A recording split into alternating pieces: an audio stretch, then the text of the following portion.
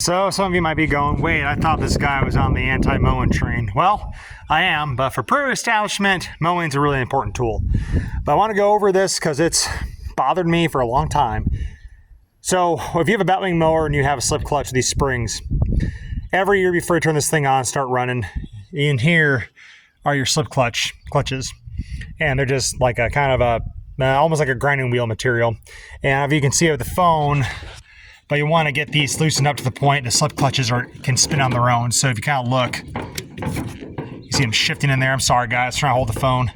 It's really hard to tell with this lighting, but pretty much right there and over there, they've been moving, so they're freed up.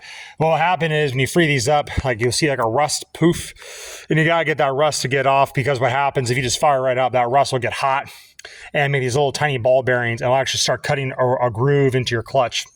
But the key thing is how this one's set up. There's springs, so you have to tighten down the springs the exact same distance you had them, and I'm having about 2 1/4. So from here to there, when I'm done and I'm comfortable with these slip clutches moving, you gotta tighten these back down to 2 1/4.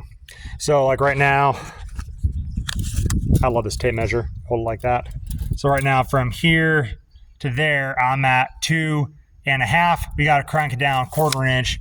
That way it's a consistent torque spec across the whole gearing, because if it's not, it'll start getting uneven and you'll start busting up slip clutches, which they're kind of a pain to replace. That's why we're trying to do this now, and we're not damaging the clutch down the road. So keep this in mind. If you're out there, it's just a good trick to do. Make sure you check your gear oil every year, grease everything really good.